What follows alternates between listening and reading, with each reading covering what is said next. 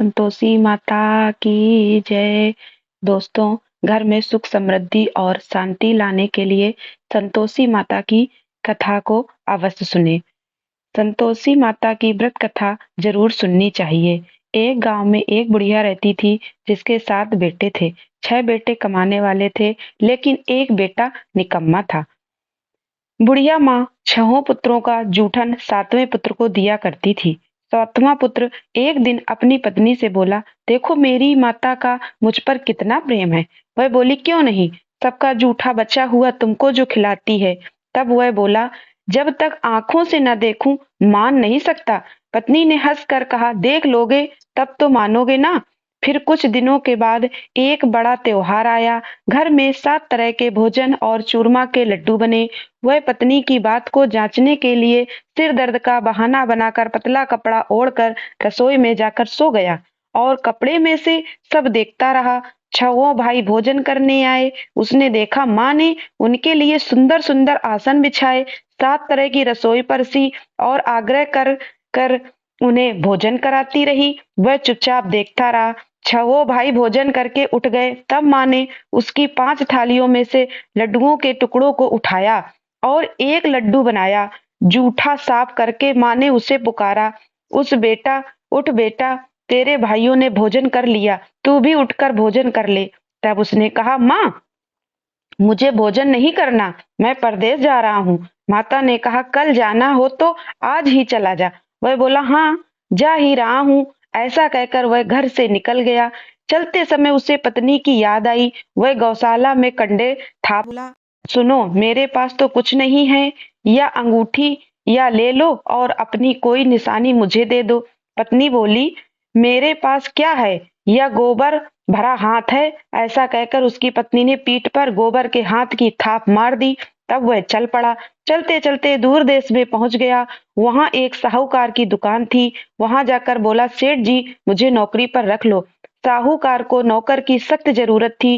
साहूकार ने कहा, काम देखकर तनख्वाह मिलेगी। उसने कहा, सेठ जी जैसा आप कहें ठीक। अब उसे साहूकार के यहाँ नौकरी मिल गई।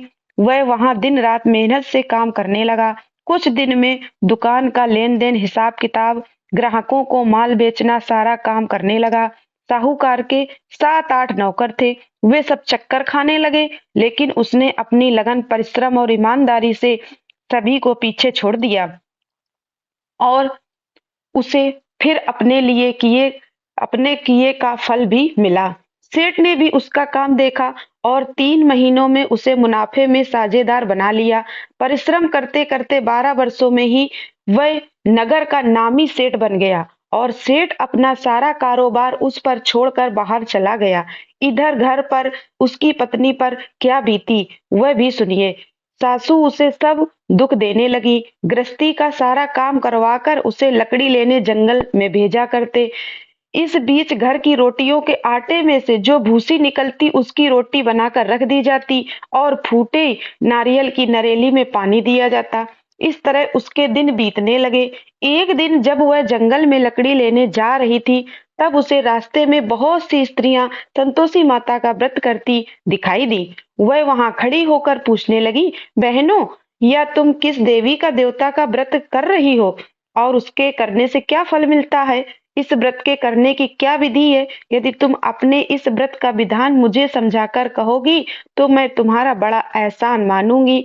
उनमें से एक स्त्री बोली, सुनो यह संतोषी माता का व्रत है। इसके करने से निर्धनता और दरिद्रता का नाश होता है, लक्ष्मी आती है, मन की चिंताएं दूर होती हैं, मन को प्रसन्नता और शांति मिलती है, निपुत्री को पुत्र मिलता है, पति बाहर गया हो तो शीघ्र लौट आता है, कुंवारी कन्या को मनपसंद वर मिलता है, चलता मुकदमा खत्म हो जाता है, गृह क्लेश की स्थिति खत्म होती है, घर में धन जमा हो, धन जायदाद का लाभ होता है और भी जो कुछ भी मन में हो सब कुछ संतोषी माता की कृपा से पूर्ण होता है, इनमें संदेह नहीं। तब वह पूछने लगी, यह व्रत कैसे किया जाता है, यह भी बताओ तो बड़ी कृपा होगी। वह स्त्री कहने लगी, बहन बिना परेशानी, श्रद्धा, प्रेम से जितना भी बन सके प्रसाद लेना। 5.25 पैसे से 5.25 आने या फिर इससे भी ज्यादा शक्ति और भक्ति के अनुसार गुड़ और चना लेना। हर शुक्रवार को निराहार रहकर कथा कहना सुनना। इसके बीच में क्रम टूटना नहीं चाहिए, लगातार नियम का पालन करना। सुनने वाला कोई न मिले तो घी का दीपक जलाकर उसके आगे जल से भरा हुआ पात्र रखकर कथा कहना, परंतु नियम नहीं टूटना चाहिए। जब तक कार्य सिद्ध न हो नियम पालन करना और कार्य सिद्ध हो जाने पर व्रत का उद्यापन करना। 3 मास में ही माता पूरा फल प्रदान करती हैं। यदि किसी के ग्रह खूंटे को हो तब भी माँ 1 वर्ष में अवश्य उसको अनुकूल करती हैं। कार्य सिद्ध होने पर ही उद्यापन करना चाहिए, बीच में नहीं उद्यापन करना चाहिए। उद्यापन में 1.25 सेर आटे का खाजा और इसी अनुसार खीर और चने का साग बनाना, 8 बच्चों को भोजन कराना, जहां तक मिले देवर जेठ भाई या बंधु या कुटुंब के लड़के लेना, न मिले तो रिश्तेदारों और पड़ोसियों के लड़के बुलाना, उन्हें भोजन कराकर यथाशक्ति दक्षिणा देकर माता का नियम पूरा करना। ध्यान रखना उस दिन घर में कोई खटाई ना खाए। यह सुनकर वह वहां से चल पड़ी। रास्ते में लकड़ी के गट्ठर को बेचा, उसने बेच दिया और उन पैसों से गुड़ चना लेकर माता के व्रत की तैयारी कर आगे चली। रास्ते में संतोषी माता के मंदिर में जाकर वह माता के चरणों में लेट गई और विनती करने लगी, माँ, मैं दीन हूँ, मूर्ख हूँ, व्रत के कोई भी नियम नहीं जानती हूँ, मैं बहुत दुखी हूँ। हे माता, मेरा दुख दूर करो, मैं तुम्हारी शरण में हूँ। संतोषी माता को उस पर दया आ गई। एक शुक्रवार बीता कि दूसरे शुक्रवार को ही उसके पति का पत्र आया और तीसरे शुक्रवार को उसका भेजा हुआ पैसा भी आ गया। अब तो यह देखकर जेठानी मुंह सिकोड़ने लगी। इतने दिनों बाद पैसा आया, इसमें क्या बड़ाई है। लड़के ताने देने लगे। काफी के पास तो पत्र आने लगे, रुपया आने लगा। अब तो चाची के खूब खातिर बढ़ेगी और अब तो चाची बुलाने से भी नहीं बोलेगी। बेचारी सरलता से कहती कि भैया, पत्र आए रुपया आए तो हम सबके लिए ही तो अच्छा है। ऐसा कहकर आंखों में आंसू भरकर संतोषी माता के मंदिर में जाकर वह मातेश्वरी के चरणों में गिरकर रोने लगी। मुझे पैसे से क्या काम, मुझे तो अपने सुहाग से काम है। माँ, मैं तो अपनी स्वामी के दर्शन और सेवा मांगती हूँ। तब माता ने प्रसन्न होकर कहा कि जा बेटी, तेरा स्वामी भी जल्दी आ जाएगा। यह सुनकर खुशी से बावली होकर वह घर आकर काम करने लगी। आप संतोषी माता विचार करने लगी कि इस भोली भाली पुत्री से मैंने कह तो दिया कि तेरा पति शीघ्र आएगा, पर आएगा कहाँ। सेवा तो इसे स्वप्न में भी याद नहीं करता। उसे इसकी याद दिलाने तो अब मुझे ही जाना पड़ेगा। संतोषी माता ने एक बुढ़िए के बेटे को स्वप्न में समझाया, पुत्र, तेरी पत्नी कष्ट में है। तब वह बोला, माँ, ये तो मुझे भी पता है, लेकिन क्या करूं, वहां कैसे जाऊं। परदेश की बात है, लेन देन का सारा हिसाब किताब है और कोई जाने का रास्ता भी नजर नहीं आता। आप ही कोई राह दिखाइए कि मैं वहां जा सकूं। तब संतोषी माता कहने लगी, सवेरे नहा धोकर संतोषी माता का नाम ले, घी का दीपक जलाकर दंडवत कर और दुकान पर जाकर बैठना। देखते ही देखते तेरा लेन देन सब चुक जाएगा और जमा माल बिक जाएगा। साज होते धन का ढेर लग जाएगा। अब तो वह अगले दिन सुबह बहुत जल्दी उठा। उसने अपने मित्रों परिचितों से स्वप्न में माता द्वारा कही गई बात सुनाई। वे सब उसकी बात सुनकर खिल्ली उड़ाकर हंसने लगे। कहने लगे, कहीं कभी सपने में बात भी सच्ची होती है क्या। लेकिन उसमें एक बूढ़ा व्यक्ति बहुत समझदार था। वह बोला, देखो भाई, मेरी बात मानो, इस तरह सच या झूठ कहने के बदले देवता ने ऐसा कहा है वैसा ही करना, तेरा क्या जाता है। तब बूढ़े व्यक्ति की बात मानकर नहा धोकर उसने संतोषी माता को प्रणाम किया। फिर घी का दीपक जलाकर दुकान पर जा बैठा और जैसे वह संतोषी माता ने कहा वैसा ही किया। शाम तक धन का ढेर लग गया। वह हैरान हो गया। मन में संतोषी माता का नाम लेकर प्रसन्न होकर घर जाने के लिए गहने सामान खरीदने लगा। सब काम से निपट कर वह अपने घर को रवाना हुआ। उधर उसकी पत्नी जंगल में लकड़ी लेने गई। लौटते समय थक जाने के कारण वह संतोषी माता के मंदिर पर विश्राम करने के लिए बैठ गई। यह तो उसका रोज रुकने का स्थान था। तब धूल उड़ती देखकर उसने माता से पूछा, हे माते, ये धूल कैसी उड़ रही है। संतोषी माता ने कहा, पुत्री, ये देख तेरा पति आ रहा है। अब तू ऐसा कर, लकड़ियों के 3 बोझ बना, एक नदी किनारे रख, दूसरा मेरे मंदिर पर और तीसरा अपने सिर पर रख। तेरे पति को लकड़ी का गट्ठर देखकर मोह पैदा होगा।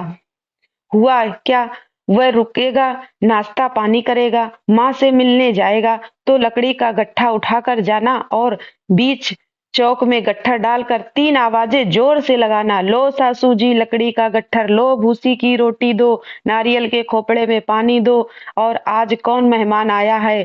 संतोषी माता की बात सुनकर वह बहुत अच्छा कहकर प्रसन्न मन से लकड़ियों के 3 गट्ठर बना लाई। एक नदी के तट पर रखा, दूसरा माता के मंदिर पर। इतने में ही मुसाफिर वहां पर पहुंचा। सूखी लकड़ी देखकर उसको इच्छा हुई कि अब यही विश्राम कर लें और भोजन बनाकर खा पीकर फिर गांव को चलें। इस प्रकार भोजन करके विश्राम कर कर अपने गांव में आ गया। उसी समय बहू सिर पर लकड़ी का गट्ठा लिए आई। उसने गट्ठर को आंगन में डाला, जोर से 3 आवाजें लगाई, लो सासू जी लकड़ी का गट्ठर, लो बासी रोटी दो, नारियल के खोपड़े में पानी दो, आज कौन मेहमान आया है। यह सुनकर सास ने अपने दिए हुए कष्टों को भुलाने के लिए कहा, बहू तू ऐसा क्यों कह रही है, तेरा पति ही तो आया है, बैठ मीठा भात खाकर कपड़े पहन गहने पहन। पत्नी की आवाज सुनकर उसका पति बाहर आया। फिर उसके हाथ में पहनी अंगूठी देखकर और उसकी दशा देखकर वह व्याकुल हो गया। उसने माँ से पूछा, माँ ये कौन है। माँ बोली, बेटा ये तेरी ही तो पत्नी है। आज 12 वर्ष हो गए हैं, जब से तू गया तब से सारे गांव में जानवर की तरह भटकती फिरती है, काम काज कुछ करती नहीं, 4 समय आकर खा जाती है, अब मुझे देखकर भूसी रोटी और नारियल के खोपड़े में पानी मांगती है। तब वह बोला, माँ मैंने इसे भी देखा है और तुम्हें भी, मुझे दूसरे घर की चाबी दो, मैं उसमें रहूंगा। माँ ने कहा, ठीक है बेटा, जैसी तेरी मर्जी। ऐसा कहकर माँ ने चाबी का गुच्छा बेटे के सामने रख दिया। उसने दूसरे घर को खोलकर सारा सामान जमाया। एक ही दिन में वहां राजा के महल जा ठाट बाट हो गया। अब क्या था, वह सुख भोगने लगी। अगला शुक्रवार उसने अपने पति से कहा कि सुनो, मुझे संतोषी माता का उद्यापन करना है। पति बोला, बहुत अच्छा, खुशी से कर लो। अब वह उद्यापन की तैयारी करने लगी। जेठ के लड़कों को भोजन के लिए कहने गई। उन्होंने मंजूर किया, परंतु पीछे से जेठानी ने अपने बच्चों को सिखला दिया, देखो रे, भोजन के समय सब लोग खटाई मांगना, जिससे उसका उद्यापन पूरा ना हो। अब लड़के भोजन करने आए, खीर पेट भरकर खाई, लेकिन माँ की बात याद आते ही उस सब कहने लगे, चाची हमें कुछ खटाई खाने को दे दो, वो खीर खाना हमें बिल्कुल अच्छा नहीं लगता। और लड़के उठकर खड़े हुए, फिर बोले, पैसे लाओ। भोली भाली बहू कुछ भी नहीं जानती थी, उसने उन लड़कों को पैसे दे दिए। लड़कों ने बाजार जाकर उन पैसों से इमली खरीदी और खाई। ये सब देखकर सब बहू पर संतोषी माता का कोप हुआ। राजा के दूत उसके पति को पकड़ कर ले गए। जेठानी कहने लगी, अब सब पता चल जाएगा जब जेल की रोटी खाएगा। बहू से यह वचन सहन नहीं हुए। वह संतोषी माता के मंदिर में गई और कहने लगी, माता ये आपने क्या किया, हंसाकर आप मुझे क्यों रुलाने लगी। संतोषी माता बोली, पुत्री तूने मेरा व्रत भंग किया, इतनी जल्दी सारी बातें भुला दी। वह बोली, माँ मैं तो भी कुछ नहीं भूली, ना ही मैंने कोई अपराध किया, मुझे तो लड़कों ने भूल में डाल दिया, मुझे क्षमा करो माँ। अब तब माँ बोली, ऐसी भूल भी कहीं होती है। वह बोली, अब कोई भूल नहीं होगी, आप बताओ मेरे पति कैसे वापस आएंगे। संतोषी माता बोली, पुत्री जा, तेरा पति तुझे रास्ते में ही आता मिलेगा। वह मंदिर से निकलकर बाहर आई तो रास्ते में उसके उसका पति आया हुआ मिला। उसने पूछा, कहाँ गए थे। तब वह बोला, इतना धन जो कमाया है उसका कर राजा ने मांगा था, वही भरने गया था। तब वह प्रसन्न होकर बोली, भला हुआ, अब घर चलो। फिर अगला शुक्रवार आया। तब वह बोली, मुझे माता का उद्यापन करना है। पति ने कहा, ठीक है करो। फिर वह जेठ के लड़कों से भोजन करने को कहने लगी। जेठानी ने लड़कों को फिर सिखा दिया कि तुम पहले की तरह खटाई मांगना। सबकी बार अब की बार लड़के भोजन करके बैठे, लेकिन भोजन करने से पहले ही कहने लगे, हमें खीर पूरी अच्छी नहीं लगती जी, जी घबराता है, कुछ खटाई खाने को दे दो। तब वह बोली, खटाई तो खाने को नहीं मिलेगी, खाना हो तो खाओ। उसने उठकर चले जाने पर उसने ब्राह्मणों के लड़के बुलाकर उन्हें भोजन करवाया, दक्षिणा दी, उन्हें एक एक फल दिया। इससे संतोषी माता प्रसन्न हो गई और माता की कृपा से 9 माह बाद उनको चंद्रमा के समान एक सुंदर पुत्र प्राप्त हुआ। पुत्र को लेकर वह हर दिन संतोषी माता के मंदिर जाने लगी।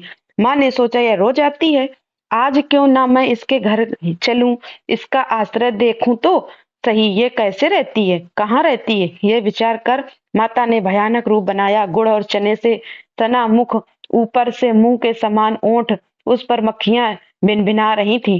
दहलीज पर पैर रखते ही उसकी सास चिल्लाई, देखो रे, कोई चुड़ैल डाकनी चली आ रही है, जल्दी भगाओ इसे, नहीं तो सबको खा जाएगी। बहू रोशनदान से देख रही थी। वह प्रसन्न हो उठी, आज मेरी माता मेरे घर आई हैं। ऐसा कहकर दूध पीते बच्चों को गोद से उतार उतार दिया।